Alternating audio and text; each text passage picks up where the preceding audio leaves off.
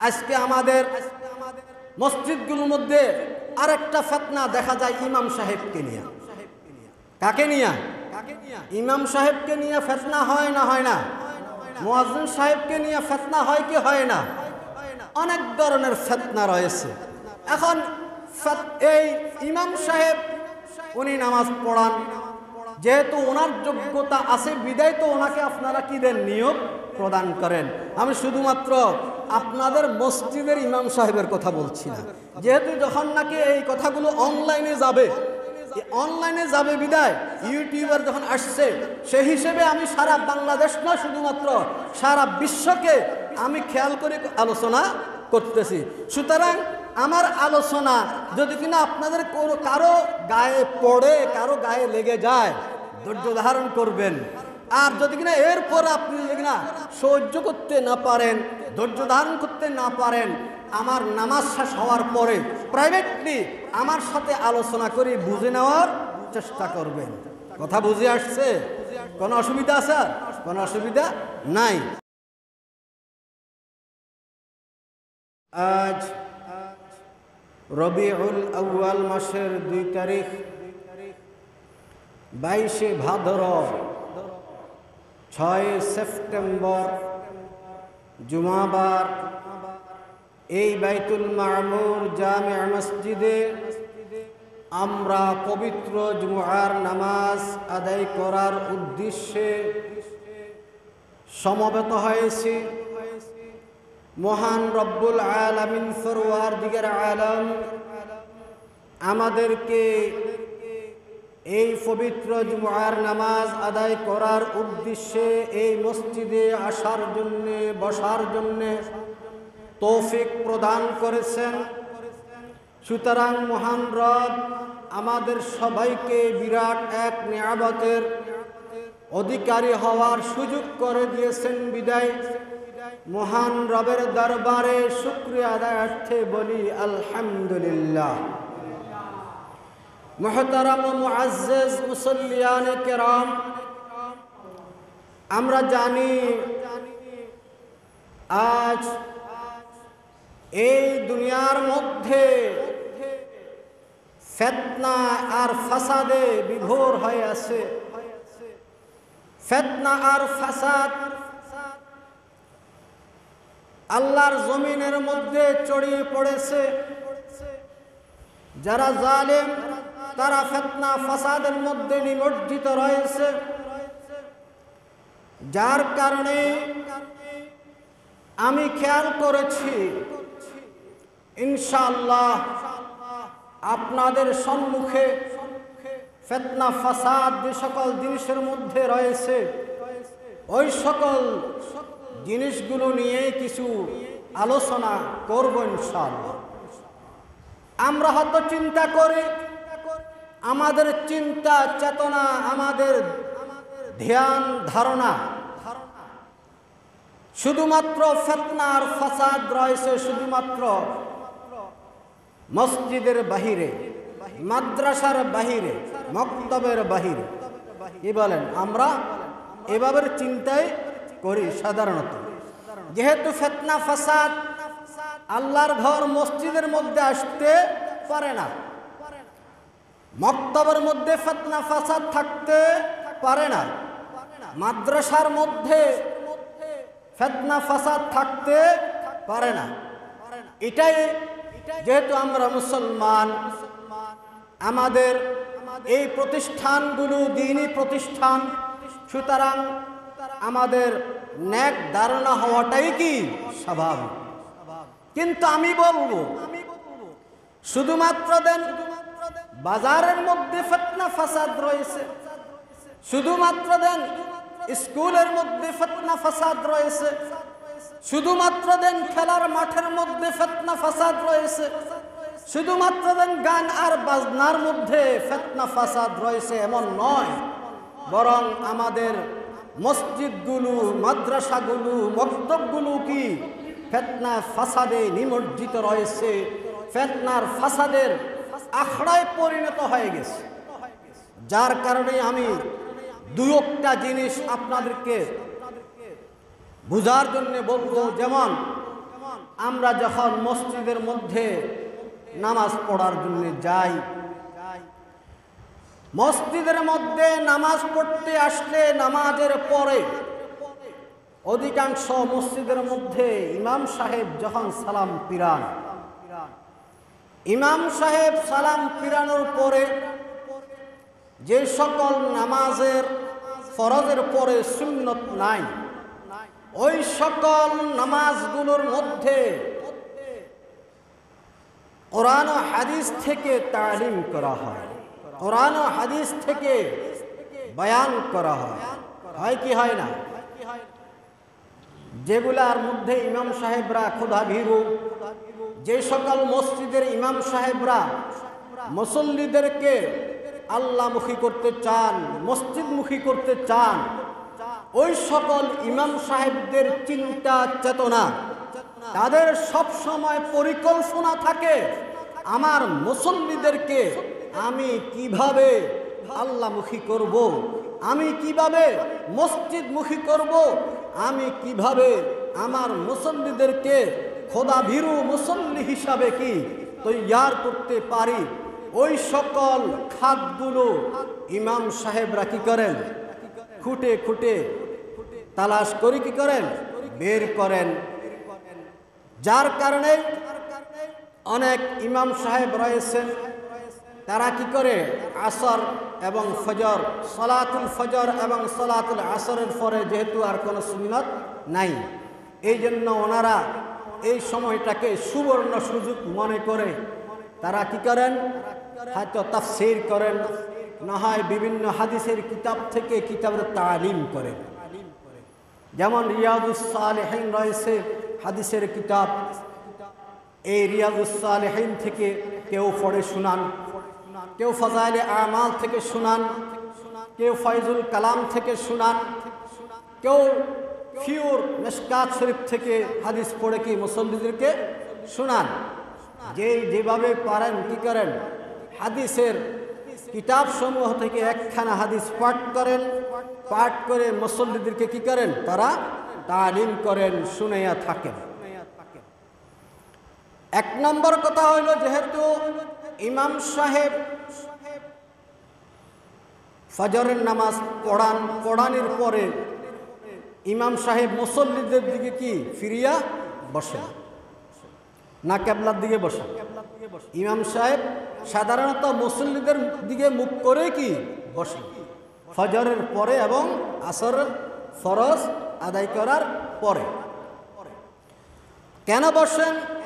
যেহেতু عن سمرة بن جندب رضي الله تعالى عنه قال كان النبي صلى الله عليه وسلم إذا صلى صلاة أقبل علينا بوجهه। যেহেতু হযরত সামুরা ইবনে জুনদুব রাদিয়াল্লাহু তাআলা আনহু তিনি হাদিস বর্ণনা করেন, তিনি বলেন জনাবে মুহাম্মদুর রাসূল সাল্লাল্লাহু আলাইহি ওয়াসাল্লাম যখন নাকি যে কোনো ফরজ নামাজ আদায় করতেন, যে কোনো ফরজ নামাজ আদায় করার পরে যখন নাকি তিনি সালাম ফিরাইতেন, সালাম ফিরানোর পরে জনাবে মুহাম্মদুর রাসূল সাল্লাল্লাহু আলাইহি ওয়াসাল্লাম মুসল্লিদের দিকে মুখ করে ঘুরে ফিরে বসতেন। বুখারী এবং মুসলিম শরীফের মধ্যে এই হাদিসখানা এসেছে। এটার দ্বারা কি বোঝা গেল? আল মা'না ইযা সাল্লা সালাতান ফাফারাগা মিনহা আকবালা আলাইনা লিজরুরাতিন ওয়া কিলা আল হিকমাতু ফি ইস্তিকবালিল মামুমিন আন ইউআল্লিমাহুম মা ইয়াহতাজুনা ইলাইহি। উমদাতুল কারি নামক কিতাবের মধ্যে এই ইবারতখানা এসেছে। তো এখন জনাবে মুহাম্মদুর রাসূল সাল্লাল্লাহু আলাইহি ওয়াসাল্লাম তিনি 5 ওয়াক্ত নামাজ পড়ে 5 ওয়াক্তের মধ্যেই কি করতেন? তিনি মুসল্লিদের দিকে ফিরে বসেন। কিন্তু আমাদের দেশে সাধারণত ইমাম সাহেবরা কি করেন? শুধুমাত্র ফজর এবং আসরের নামাজে কি করেন? মুসল্লির দিকে মুখ করে ফিরে বসেন।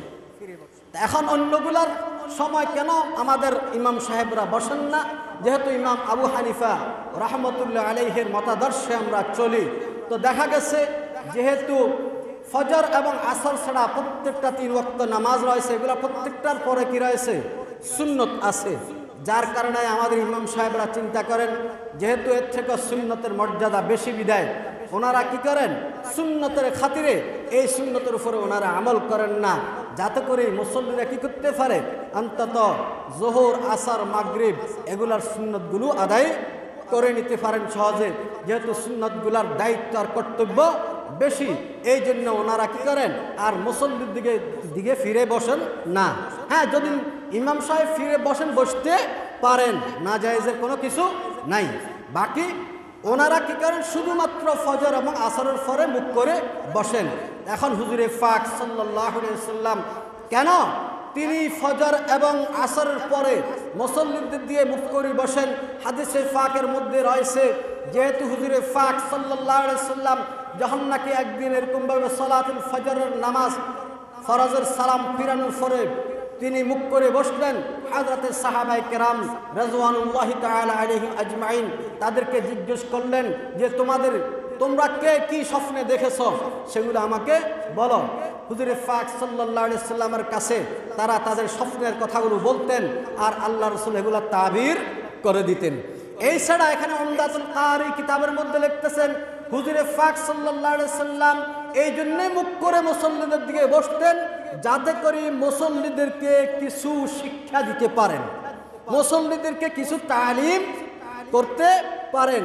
বিভিন্ন কিছু শিক্ষা দেওয়ার উদ্দেশ্যে আল্লাহ রাসূল কি করতেন মুসল্লিদের দিয়ে ফিরে বসতেন।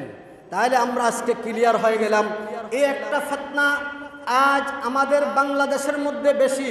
আমি কয়েক জায়গার মধ্যে পেয়েছি যখন নাকি ইমাম সাহেব হাদিসের কি করে তালিম করে, একটা হাদিস পড়েন সালাম ফিরানোর পরে অথবা যে কোনো মুসল্লি হোক না কেন ইমামের অনুমতি ক্রমে যদি কিনা কি করে সে তালিম করে, তাহলে তালিম করার মধ্যে কোনো অসুবিধা নাই, শরীয়ত সম্মত কোনো অসুবিধা নাই।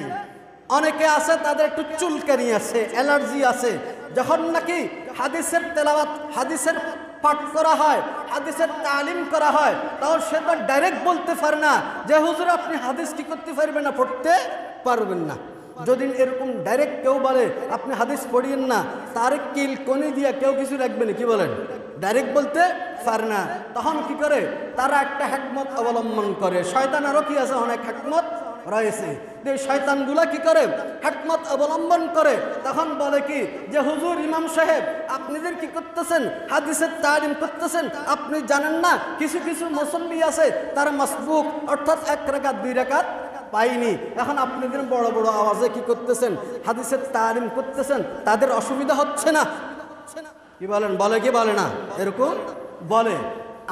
আমার সাথে হয়েছে, আমি দেখছি এরকম যখন তালিম করা হয় ডাইরেক্ট তো বলতে পারে না, তখন সে একটা হিকমত অবলম্বন করে, সে আলেম হোক আর সে জাহেল হোক, তখন কি করে তারা বলে একথা যেহেতু এখন একটা লোক সুন্নত পড়তেছে তার সুন্নতের কি হতেছে ব্যাঘাত ঘটতেছে, আরে আর বোকা সে কি পায় নাই 1 রাকাত পায় নাই 2 রাকাত পায় নাই, এটা তার দুর্বলতা, তার দুর্বলতার কারণে অন্যান্য মুসল্লিদেরকে আল্লাহ রাসূলের হাদিস শোনার থেকে কি করা যাবে না, মাহরুম করা যাবে না।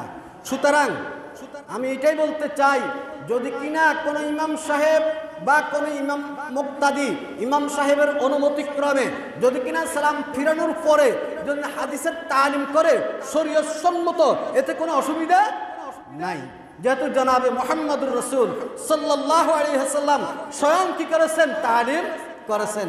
বুখারী শরীফের আরেকটা রওয়ায়াতের মধ্যে দেখা যায় জনাবে মুহাম্মদুর রাসূল সাল্লাল্লাহু আলাইহি ওয়াসাল্লাম এরকম ভাবে মসজিদের মধ্যে একদিন কি করতেছিলেন, তালিম করতেছিলেন।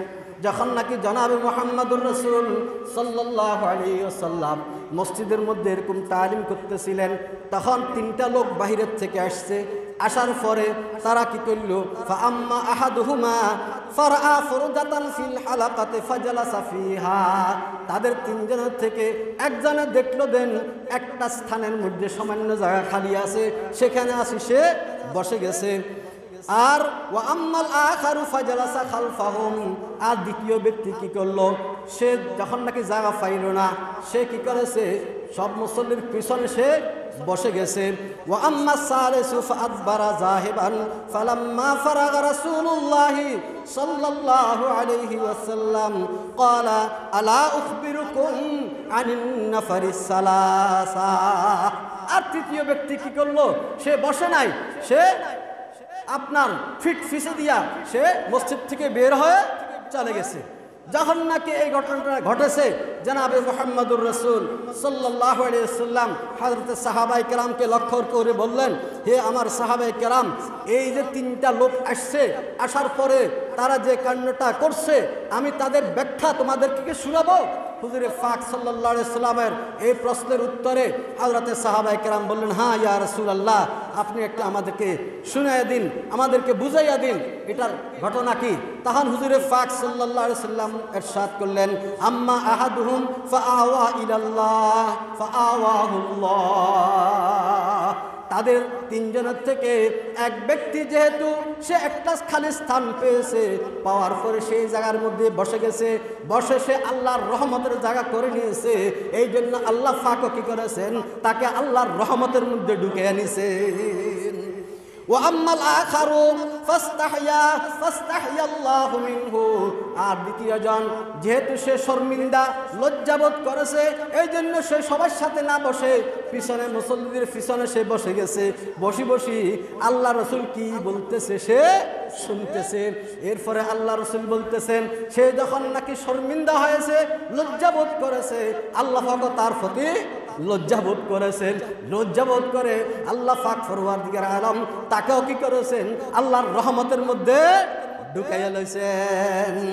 আর তৃতীয় ব্যক্তি ওয়া আম্মাল আখারু ফাআরাদাল্লাহু আনহু। তৃতীয় ব্যক্তি যেহেতু জনাবে মুহাম্মদুর রাসূল সাল্লাল্লাহু আলাইহি ওয়াসাল্লামের মজলিসের থেকে সে এরাজ করেছে, পিঠ পিছে দিয়া সে চলে গেছে, এই জন্য সে কি হয়েছে, আল্লাহ পাকের রহমত থেকে সে মাহরুম হয়ে গেছে। তারে জনাবে মুহাম্মদুর রাসূল সাল্লাল্লাহু আলাইহি ওয়াসাল্লাম মসজিদের মধ্যে তালিম করছে না করে নাই? কথা কয় না মিয়ারা। যারা হজ করতে গেছেন, যারা উমরা করতে গেছেন, মসজিদে নববীর মধ্যে শুধুমাত্র ওই যে আল্লাহ রসুলের জমানার মধ্যে না, বর্তমান অদ্যাবধীয় মসজিদে আপনার মসজিদে নববী এবং হারাম শরীফ দুটোটার মধ্যে এখনো তালিম ও তরবিয়ত জারি আছে না নাই? এখনো তালিম হয়, এখনো তালিম হয়। কোরআনের তালিম হচ্ছে, তাফসিরের তালিম হচ্ছে, আপনার কিতাবের তালিম হচ্ছে, ফাকার তালিম হচ্ছে। 24 আওয়ার্স 24 ঘন্টা সেখানে কি চলতেছে? তালিম চলতেছে। আর এখন আমাদের মধ্যে কিছু কিছু ধর্মভীরুর নামে কলঙ্কিত লোকগুলো বের হয়েছে। তারা বলে যে এখন আসরের নামাজের পরে, ফজরের নামাজের পরে ইমাম সাহেব সালাম ফিরাইয়া শুরু করে দিয়ে তালিম, তার তালিমের আওয়াজের কারণে যারা নাকি 1 রাকাত 2 রাকাত পায় না, তারা এগুলো আদায় করতে কি হয়ে যায়? অসুবিধা হয়ে যায়। মনে রাখবেন, দ্বীনি আলোচনার কারণে, দ্বীনি ফায়দার কারণে যদি কিনা কোনো ব্যক্তি বিশেষের অসুবিধা হয়, এটা কোনো আসে যায় না। যেহেতু হুজুরে পাক সাল্লাল্লাহু আলাইহি সাল্লাম ওনার জামানার মধ্যে তালিম করেছেন এবং বর্তমান জামানায় কি চলতেছে? তালিম চলতেছে। আর আপনারা দেখেন যে যখন নাকি হারাম শরীফের মধ্যে যখনই নামাজ শেষ হয়, তখন সবাই বলেন যে সলাতুল জানাজা ইয়ারহামুকুমুল্লাহ, যে কি নামাজের পরে জানাজার নামাজ আসে, আল্লাহ পাক আপনাদের সবাইকে রহম করুক, দয়া করুক। সবাই কি করবেন? নামাজের পরে জানাজার নামাজ আছে, জানাজার নামাজের মধ্যে শরীক হবেন। কয় কি কয় না? কথা কয় না মিয়া। তাহলে বোঝা গেল এই দিন এত বিকট আওয়াজে মাইলকে মাইল শোনা যাচ্ছে, হারাম শরীফের আওয়াজ জায়েজ না হইলে তারা কি এলান করে? কি বলেন? অবশ্যই জায়েজ। এই কারণে তো কি করে? এলান করেন। সুতরাং দ্বীনি এলানের দ্বারা যদি কারো ক্ষতি হয়ে যায় সাময়িক, এটা কোনো অসুবিধা নাই। যেহেতু বৃহত্তর স্বার্থ রয়েছে এখানে আমাদের, যে সমস্ত মুসল্লিকে কি করা? দ্বীনি তালিম দিয়া, দ্বীনি দাওয়াত দিয়া মসজিদমুখী করা। কি করা? মসজিদমুখী করা। সুতরাং কোনো অসুবিধা নাই। আর একটা কথা, আজকে আমাদের মসজিদগুলোর মধ্যে আরেকটা ফিতনা দেখা যায় ইমাম সাহেবকে নিয়ে। কাকে নিয়ে? ইমাম সাহেবকে নিয়ে ফিতনা হয় না? হয় না? মুয়াজ্জিন সাহেবকে নিয়ে ফিতনা হয় কি হয় না?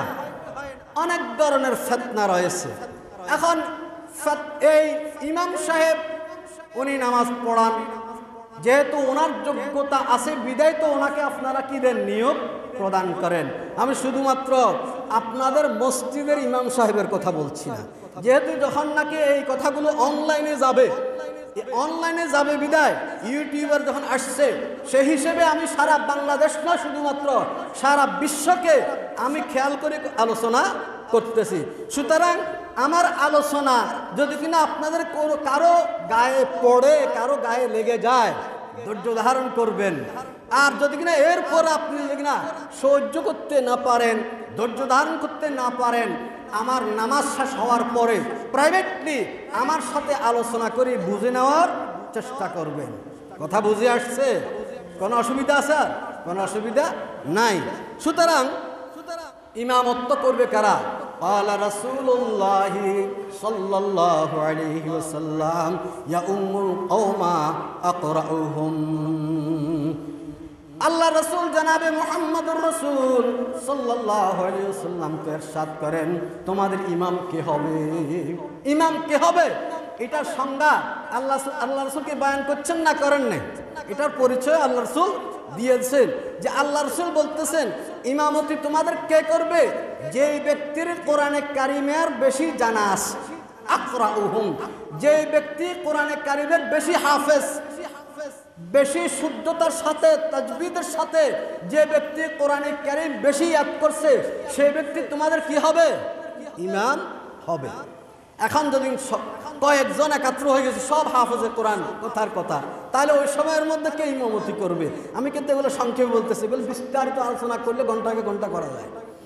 এরপরে বলতেছেন ওয়া ইন কানা সাওয়াউন ফিল কিরাআতি ওয়াল ইলমি ওয়াল ওয়ারা, যদি কিনা কিরাতের মধ্যে সবাই বরাবর, সবাই হাফেজে কোরআন, সবাই আলেমে ইলম, প্রত্যেকের মধ্যে ইলম আছে, প্রত্যেকে আলেম এবং প্রত্যেকে ফরহেজগার। প্রত্যেকে কি? ফরহেজগার। মনে করেন 10-12 জন একাত্র হয়ে গেছে, সবাই হাফেজে কোরআন, সবাই আলেমে বামল এবং কি সবার মধ্যে ফরহেজগারি আছে, সবাই কি খোদাভীরু আলেম। তাহলে ওই সময়ের মধ্যে যেহেতু এখানে 10 জন একাত্র হয়েছে, ওই সময়ের মধ্যে কে ইমামতি করবে? আলা রাসূলুল্লাহি সাল্লাল্লাহু আলাইহি ওয়াসাল্লাম ওয়ালিয়া উম্মুকুমা আকবারুকুমা, ওয়ালিয়া উম্মুকুমা আকবারুকুমা। জনাবে মুহাম্মদুর রাসূল সাল্লাল্লাহু আলাইহি ওয়াসাল্লাম ইরশাদ ফরমান, যখন নাকি কয়েকজন ফরহেজগার, মুত্তাকি ফরহেজগার, হাফেজে কোরআন আলেম একাত্র হয়, তাহলে ওগুলার মধ্যে যে ব্যক্তির বয়স বেশি, যে ব্যক্তির বয়স বেশি, সেই ব্যক্তি তোমাদের কি হবে? ইমাম হবে। কথা কয় না বিয়া? যে ব্যক্তির বয়স বেশি সেই ব্যক্তি তোমাদের কি হবে? ইমাম হবে। এখন আমরা কিন্তু বয়সের দিকে কোনো খেয়াল করি না, কিন্তু যদি কিনা দুনিয়াবি কোনো কাজের জন্যে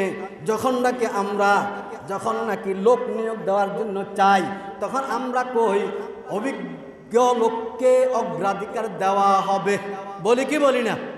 অভিজ্ঞতা সম্পন্ন লোককে কি অগ্রাধিকার দেওয়া হয়, এটা বলি না? তো দুনিয়ার দৃষ্টিতে আমরা যে খেয়াল করি, পরকালের দৃষ্টি আসলে তখন আমরা বয়সের কোনো হিসাব করি না। তখন কই না ওটা বুড়া মানুষ, ওটা অসল মানুষ, ওটার আমাদের প্রয়োজন নাই, একটু জোয়ান চাইনি, খুব অল্প বয়স চাইনি, তাইলে এই লোকটা অনেক দিন থাকতে পারবে। বিভিন্ন রকমের অজুহাত আর কি। আমি একটা দেখাইলাম আর কি উদাহরণ। আসলে কি হায়াত আর মৌত কারো কি হাতের মধ্যে আসেনি? ওটা কয় না মিয়া, কারো হাতের মধ্যে আসেনি। আল্লাহ পাক কাকে কখন তালাশ করে, আল্লাহ পাক কাকে কখন মৃত্যুবরণ করে দেন, কারো হাতের মধ্যে নাই। মৃত্যু তোমার বুড়ান্তিকালেও আসতে পারে, জোয়ান্তিকালেও আসতে পারে, শিশুকালেও আসতে পারে। সুতরাং এই ধরনের ধ্যান ধারণা করে আমরা কি করব না? কোনো প্রকারের সিদ্ধান্ত গ্রহণ করব না। তাহলে আজকে আমরা বুঝতে পারলাম কি, যে আমরা যখন ইমাম নির্বাচন করব তখন অবশ্যই যে হাফেজে কোরআনের মর্যাদা কত বেশি। জিহাদের ময়দানের মধ্যে যখন নাকি কয়েকজন শহীদ হয়েছে, তখন সর্বপ্রথম আল্লাহর রসুলের অর্ডারে সর্বপ্রথম যে ব্যক্তি বেশি কোরআনের হাফেজ তাকে কি কবরস্থ করা হয়েছে, তারপরে যে ব্যক্তি একটু কম তাকে কবরস্থ করা হয়েছে, এক কবর মধ্যে কয়েকজন দেওয়া হয়েছে।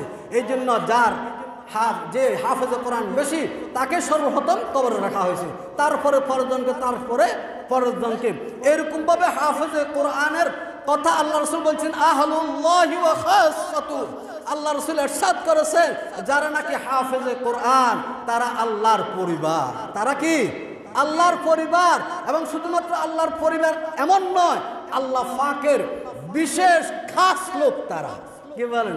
আপনাকে আমাকে যদি কিনা প্রধানমন্ত্রী বলে এই লোকটা আমার খাস লোক, আমার কি খুব একান্ত মহব্বতের লোক, তাহলে বাগ বাগ হয়ে যায়, আমরা মনটা কত কি চাঙ্গা হয়ে যায়। কি বলেন? হয়নি না? হয় না? তাহলে যেখানে আল্লাহ পাক বলতেছেন হাফেজে কোরআনের দাম আর মূল্য হয়েছে কি অনেক বেশি। আজকাল দেখা যায় কোন ব্যক্তি আপনার চেয়ারম্যান, কোন ব্যক্তি এমপি, কোন ব্যক্তি আপনার খুব কি অনেক উপরের কি পদের মধ্যে রয়েছে, কার আপনার ক্ষমতা বেশি, ওই সমস্ত লোককে আমরা কি করি? আগে দিয়া দিই।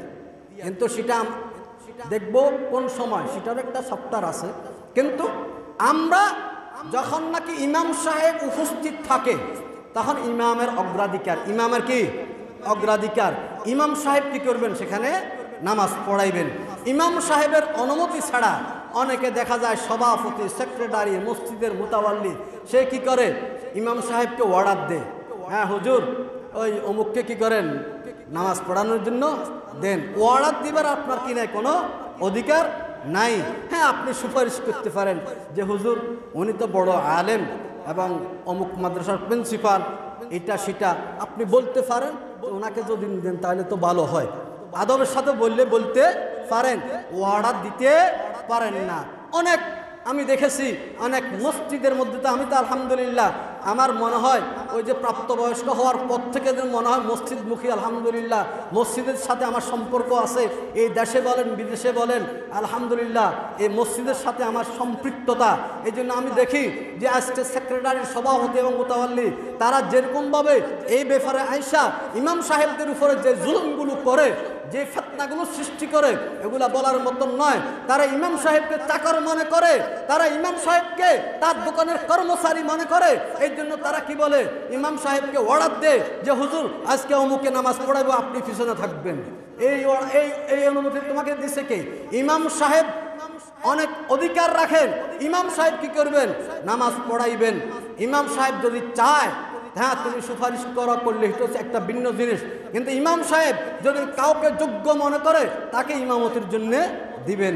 অনেক সময় দেখা যায় হয়তো সভাপতির সাথে, সেক্রেটারির সাথে বা মুতাওয়াল্লির সাথে মনে করেন হয়তো ইমাম সাহেবের বা পাড়ার যে কোনো একজন আলেমের, যে কোনো মুহাদ্দিস মুফতির কি হয়েছে, একটু বাক বিতণ্ড হয়েছে, একটু হয়তো কি হয়েছে, কথা কাটাকাটি হয়েছে। তখন সে যায় কি করে?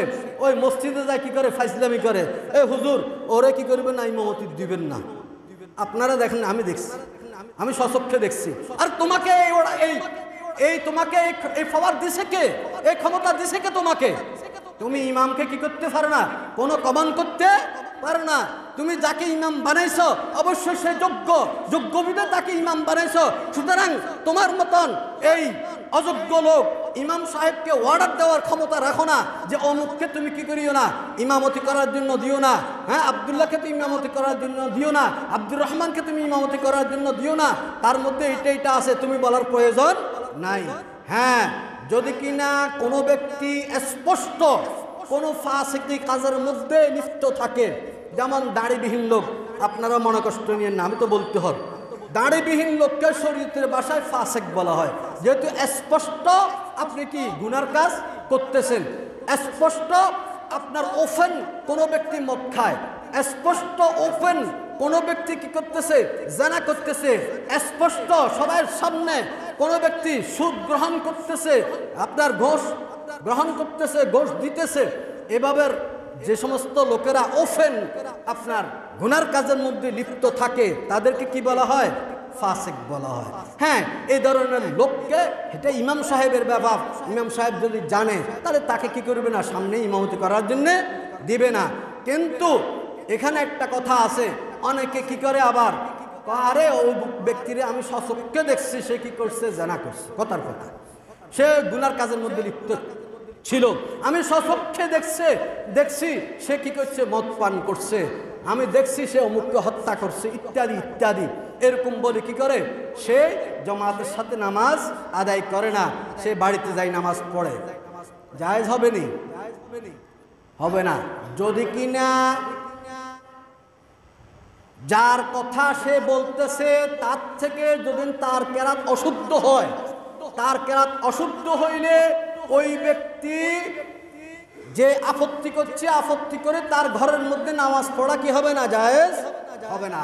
হ্যাঁ, যদি কিনা তার কেরাত এর থেকে ভালো হয়, যার বিরুদ্ধে সে আপত্তি আনছে, সেটা হইল ভিন্ন কথা। যেহেতু নামাজ ভঙ্গের কারণ অনেকটা রয়েছে, নামাজ ভঙ্গের কারণ সমূহের মধ্যে 1 নম্বর কারণ হয়েছে কি, নুরানির মধ্যেও পড়ানো হয় নামাজে অশুদ্ধ পড়া। পড়ছেন না পড়েন নাই? নামাজের মধ্যে যদি কেউ অশুদ্ধ পড়ে তাহলে তার নামাজ হবে নি, হবে না। এই জন্য কোনো ইমামের যদি কিনা লাহানের জলি থাকে, বড় ধরনের ভুল, এক শব্দের মধ্যে আরেক শব্দ পড়ে, কোনো একটা অক্ষর পাল্টাই দিয়া যদি কিনা অর্থের বেঘাত ঘটে, অর্থ বিকৃত হয়ে যায়, এরকম করলেও কি নামাজ ফাসেদ হয়ে যায়। এরকম ইমামের পিছনে নামাজ পড়া কি হবে না, জায়েজ হবে না। যেহেতু ফাসেকের পিছনেও কি আপনি জমাত ধরার খাতিরে আপনার থেকে যদি কিনা কেরাত সহি শুদ্ধ হয়, তাহলে ফাসেকের পিছনেও নামাজ পড়া কি আছে, জায়েজ আছে। নামাজ পড়া কি আছে, জায়েজ আছে। যেহেতু হযরত ইবনে ওমর রাদিয়াল্লাহু তাআলা আনহু হাজ্জাজ ইবনে ইউসুফ, এটা প্রসিদ্ধ একজন জালেম, ঠিক নেই না বেঠিক? জানেন কি জানেন না? হাজ্জাজ ইবনে ইউসুফ না জানলে আজকে জানিলেন। হাজ্জাজ ইবনে ইউসুফ সে রাষ্ট্র ক্ষমতা ছিল, সে বড় ধরনের একটা জালিম ছিল। এই জালেমের পিছনে হযরত ওমর রাদিয়াল্লাহু তাআলা আনহু কি করেছেন, নামাজ পড়েছেন। হযরত আনাস রাদিয়াল্লাহু তাআলা আনহু তার পিছনে নামাজ পড়েছেন। তাহলে বড় বড় সাহাবায়ে কেরাম কি করেছেন, হাজ্জাজ ইবনে ইউসুফ যেহেতু সে ক্ষমতার অধিকারী হিসেবে তার পিছনে কি করেছেন, নামাজ পড়েছেন। অতএব কারণে আমরা যদি এখন কোনো আপনার সহিশুদ্ধ পণ্যওয়ালা লোক না পাই বা বেশি ক্ষমতার অধিকারী, তাকে সরানোর মতন কোনো ক্ষমতা আমার নাই, তাহলে তার পিছনেও কি আমি জমাত ধরার খাতিরে তার পিছনে হইল, এই ফাসেকের পিছনে হইল কি করতে হবে, নামাজ জমাতের সাথে আদায় করতে হবে। জমাত ত্যাগ করার কোনো সুযোগ নাই। হুজুরে পাক সাল্লাল্লাহু আলাইহি সাল্লামের জমানার মধ্যে আল্লাহর রাসূলের কাছে এক সাহাবী আসি বললে, ইয়া রাসূলুল্লাহ, আমি তো অন্ধ সাহাবী, আমি তো চোখে দেখি না, এখন কি বলেন, আমি কি ঘরে নামাজ পড়ে নিব?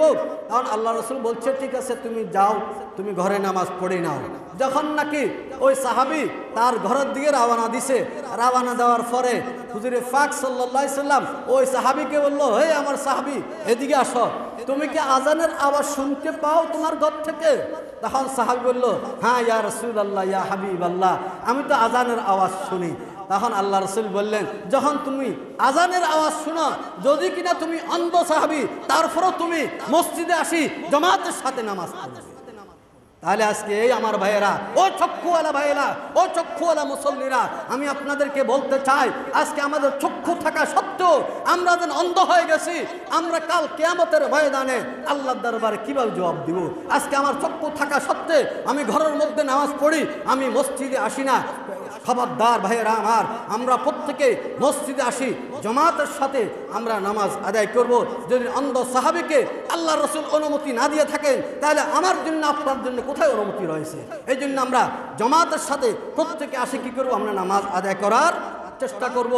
আমি বলতেছিলাম, এই সেক্রেটারি সভাপতি মোতাওয়াল্লি যারা রয়েছেন তাদেরকে আমি বলতেছি, আপনারা কখনো কি করবেন না, কাউকে অর্ডার দিবেন না।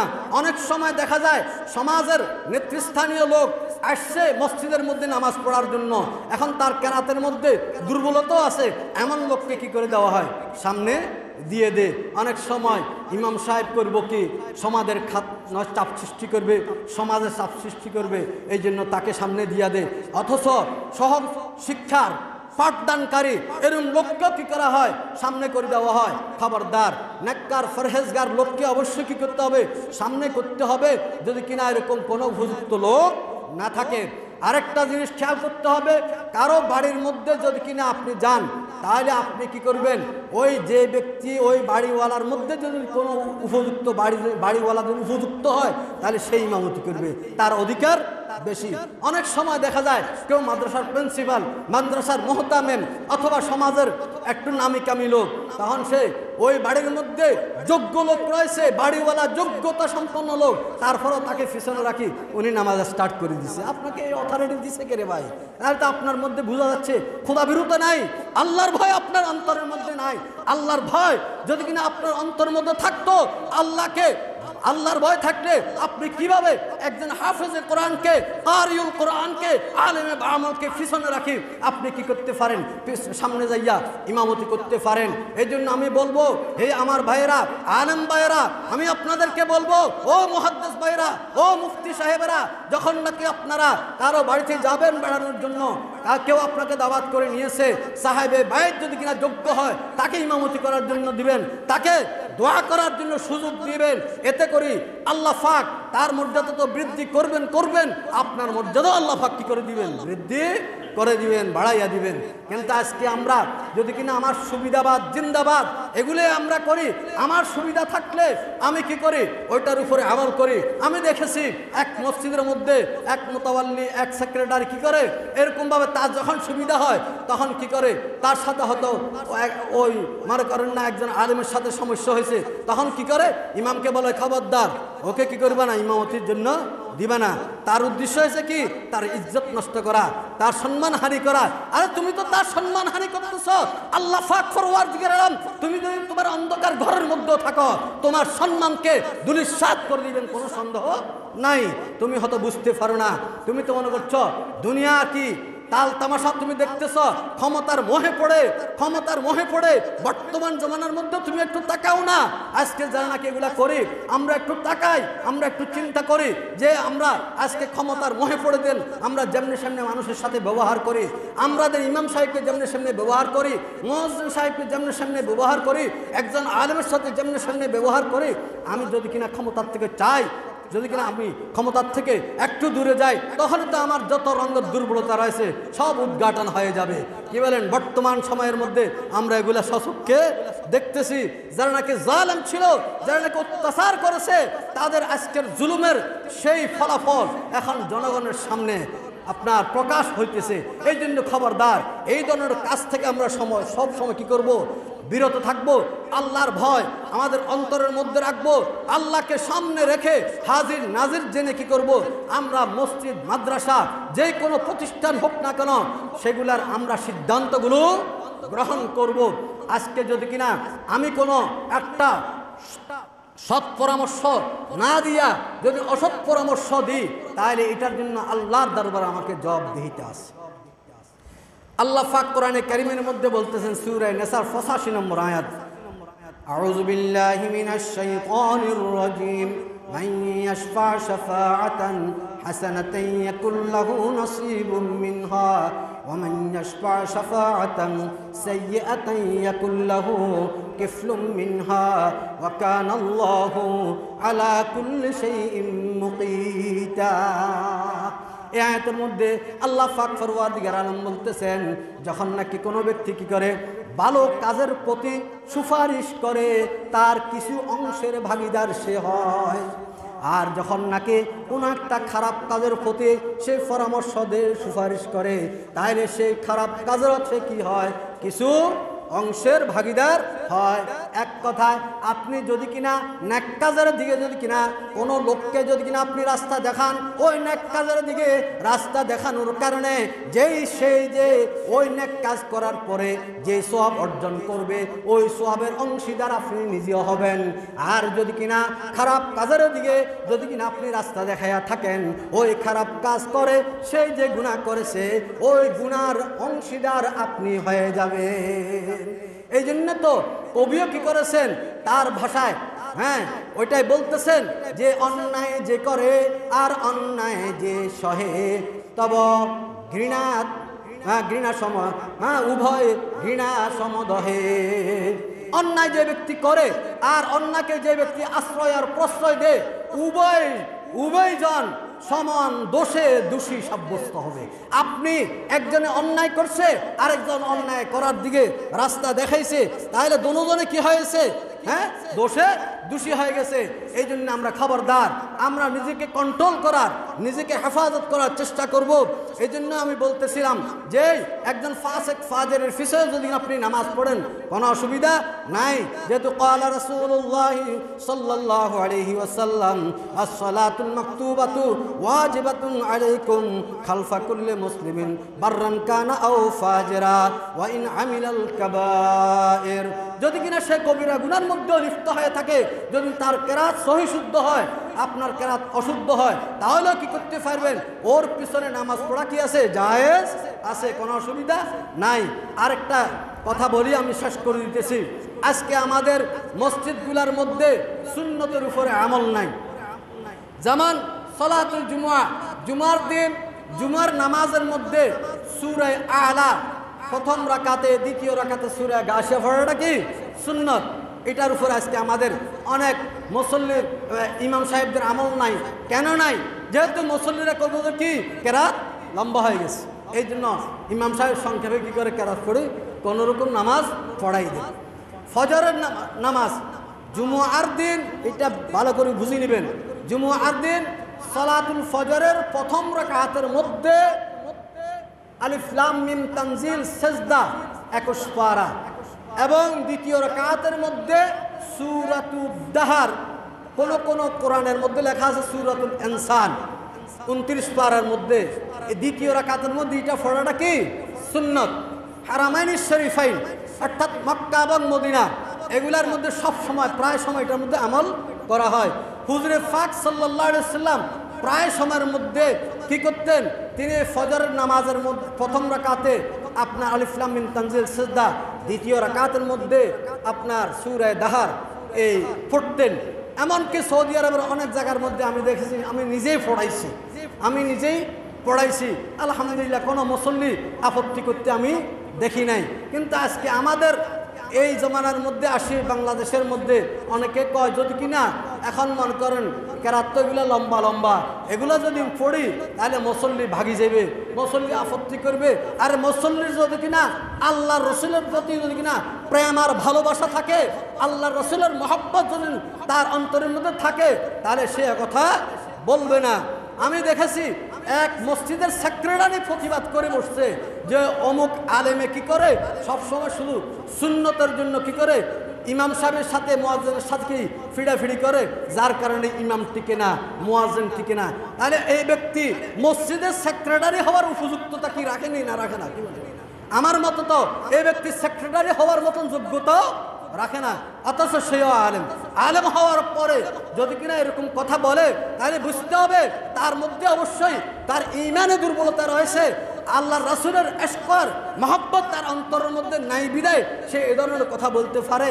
যেহেতু সমস্ত ইবাদতের মধ্যে সবচেয়ে গুরুত্বপূর্ণ ইবাদত ঈমানের পরে কি কথা কয় না, ঈমানের পরে সবচেয়ে গুরুত্বপূর্ণ ইবাদত হলো কি নামাজ। সবচেয়ে গুরুত্বপূর্ণ ইবাদত কি নামাজ। তাহলে নামাজের মধ্যে যে সমস্ত সুন্নত রয়েছে, চাই কেরাতের সুন্নত হোক, রুকু সিজদার সুন্নত হোক, এগুলার গুরুত্ব কি অনেক বেশি। এই জন্য এগুলার গুরুত্ব প্রত্যেকে আমরা দেওয়ার চেষ্টা করব। আবার অনেক জায়গার মধ্যে দেখা যায় ছোট বাচ্চাদেরকে মনে করেন না অল্প বয়সা, মনে করেন না হাফেজে কোরআন বা ছাত্রদেরকে কি ইমাম বানায় দেওয়া হয়। এদেরকে ইমাম বানানোর দ্বারা কিছু কিছু সমস্যা হয়, যদি কিনা হয়তো আমরা জানি না।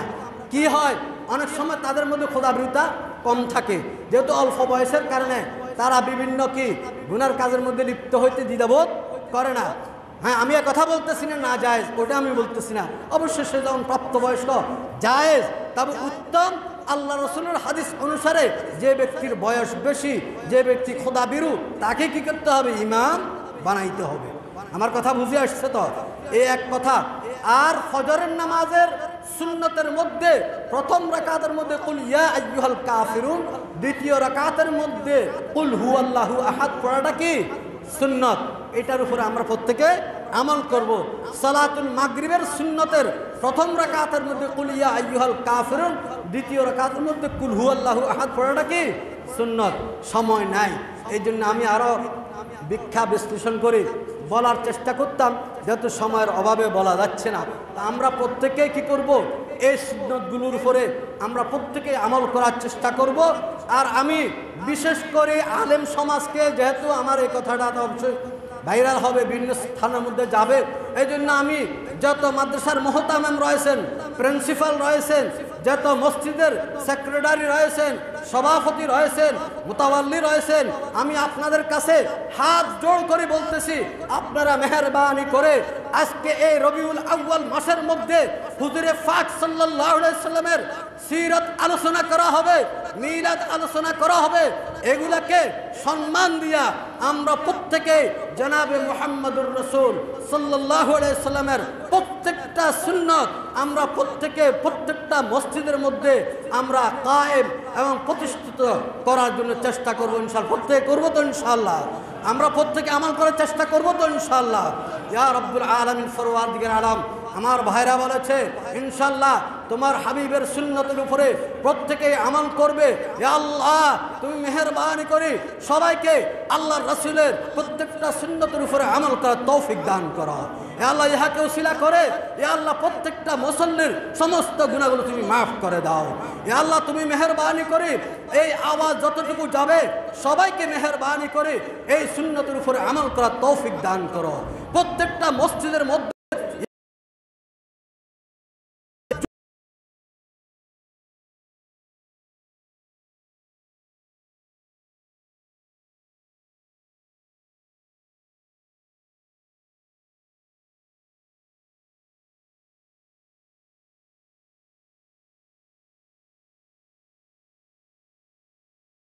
তাদের মধ্যে